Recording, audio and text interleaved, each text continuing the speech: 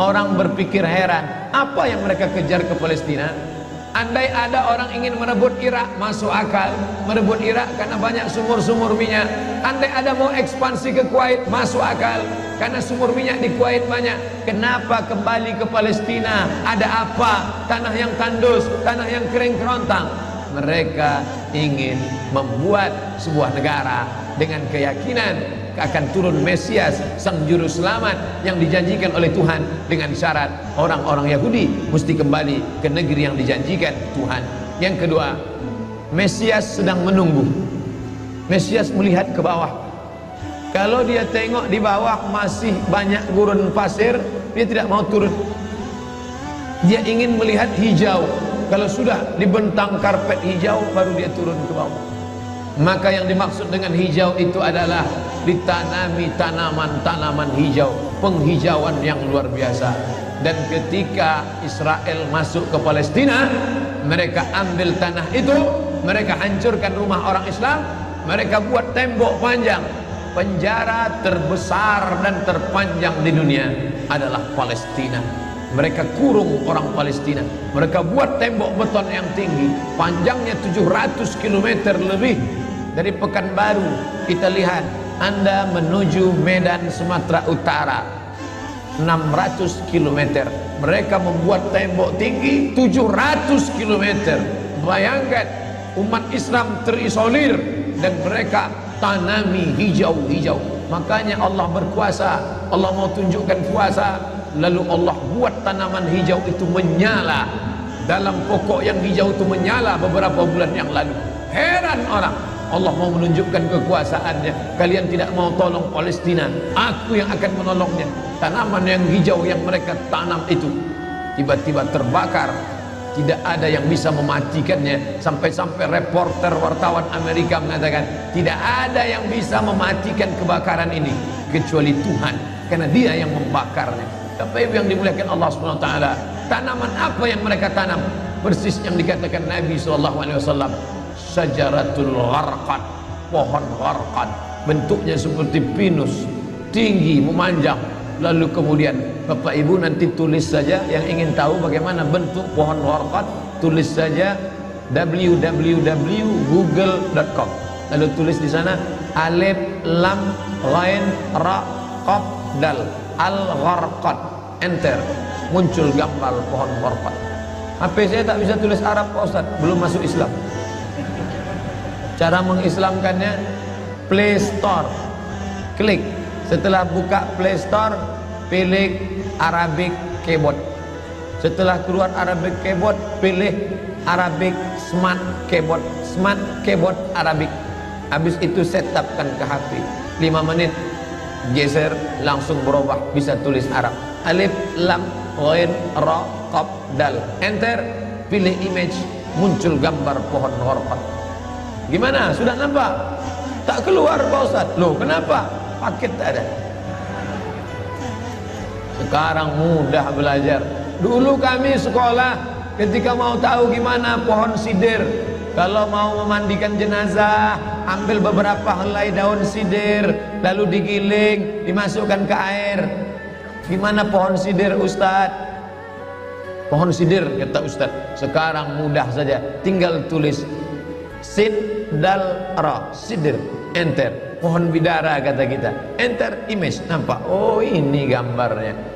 Teknologi canggih memudahkan kita.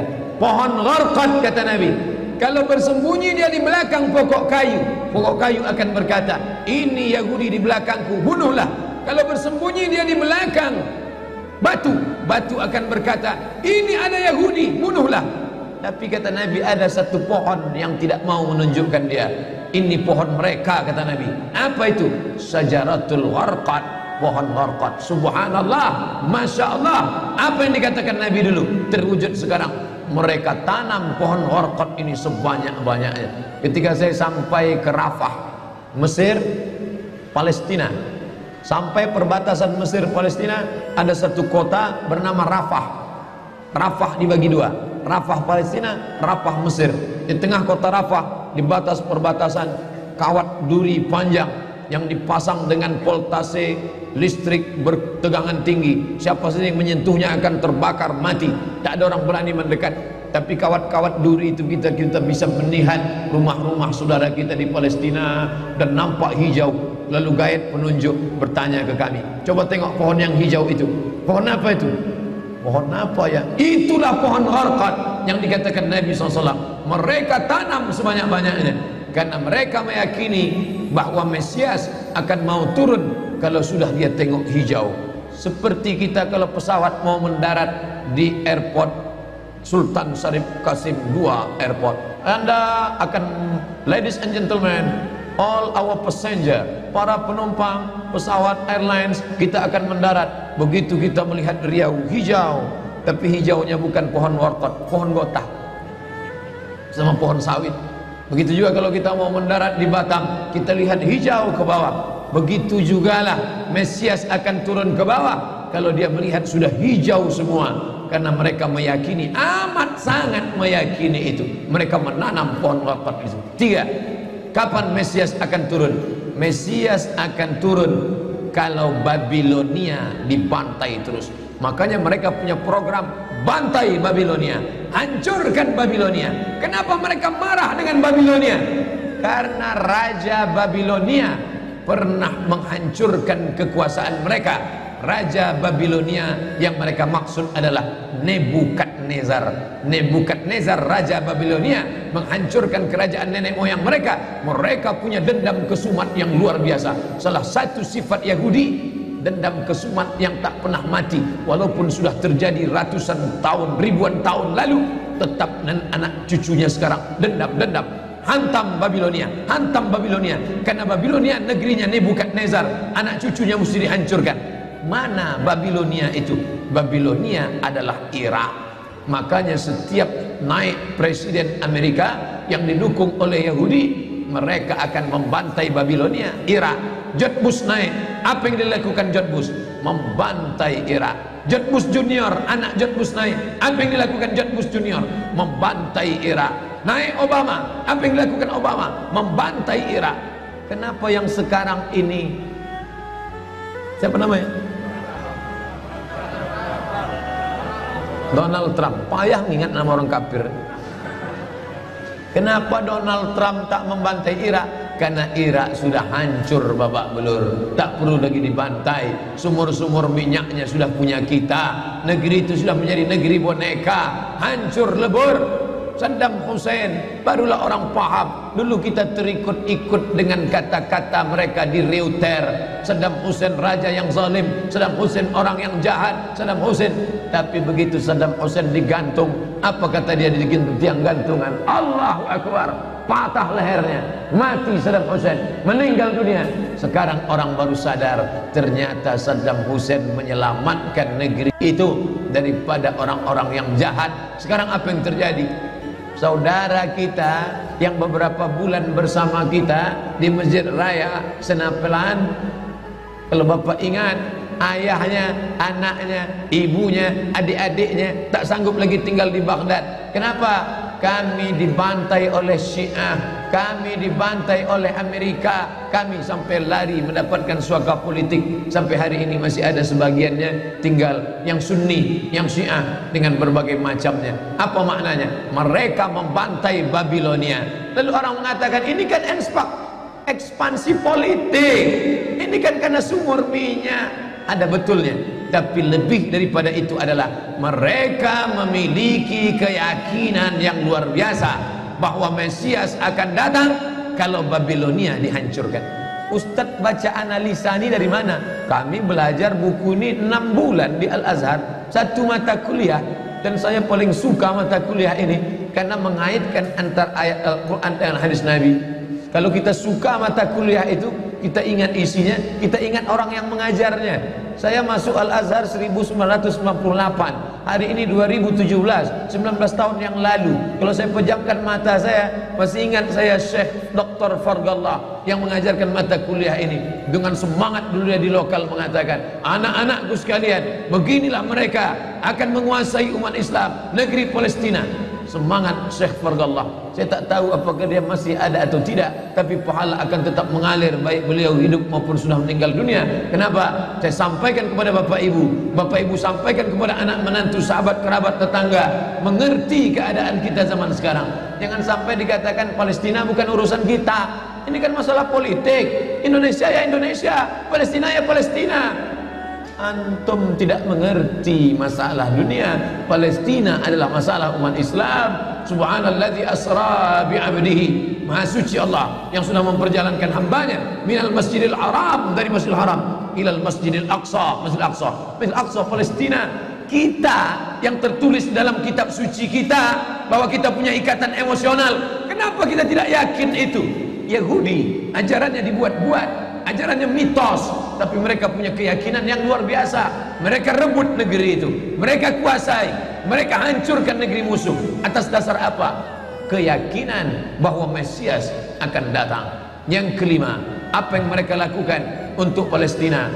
Mereka meyakini ada Temple of King Solomon, tempel kuil King Solomon, Raja Sulaiman. Datang pula orang Indonesia latah, dikatakannya Sulaiman ini kerajaannya bukan di Palestina, di Yogyakarta, Sleman. Kata dia, King Solomon itu punya tempel kuil, dan Temple of King Solomon letaknya pas di bawah Al-Masjidil Aqsa. Apa maknanya? Mereka mengeruk setiap hari bulldozer, traktor, ekskavator, terus mengeruk keliling Masjidil Aqsa. Mereka ingin meruntuhkan Masjidil Aqsa. Tulis Temple of King Solomon, enter, pilih image, tampak gambar replika. Inilah kerajaan Sulaiman yang ada di bawah Masjidil Aqsa. Akan mereka naikkan. Mereka sudah bangunkan rumah kecil replikanya, seperti orang Riau membuat rumah replika, rumah Melayu Kampar, rumah Melayu Siak, rumah Melayu Bengkalis. Di mana rumah itu? Di Purna MTQ. Anak-anak kita kalau mau tahu bagaimana rumah Melayu Kampar, bagaimana rumah Melayu Siak, bagaimana rumah Melayu Pelalawan, pergi ke sana. Sebagiannya ada, sebagian tak ada, entah kemana perginya. Tapi mereka membuatkan itu. Inilah dia replika kerajaan Temple of King Solomon. Artinya apa? Mereka ingin menghancurkan Al-Masjidil Aqsa berkeping, sampai akhirnya disitulah nanti kemarahan umat Islam. Entah marah entah tidak, melihat gayanya tak marah. Kalian hancur-hancurkanlah. Banyak lagi urusan kami sibuk dengan ini. Tapi akan ada hamba-hamba Allah. La tazulu fi ummati ta'ifatun min ummati. Akan tetap ada sekelompok umatku yang memperjuangkan agamaku, kata Allah Subhanahu wa ta'ala. Yang terakhir, yang kelima, akan turun Mesias. Kapan itu terjadi? Ketika terjadi perang besar. Sebetulnya dalam agama Islam sudah dituliskan yang dimaksud dengan Mesias itu siapa. Kata Imam Al-Hafiz Ibnu Hajar Al-Asqalani dalam Fathul Bari, yang dimaksud dengan yang dinanti-nanti mereka itu adalah Dajjal. Dajjal itulah sesungguhnya yang sedang mereka nanti.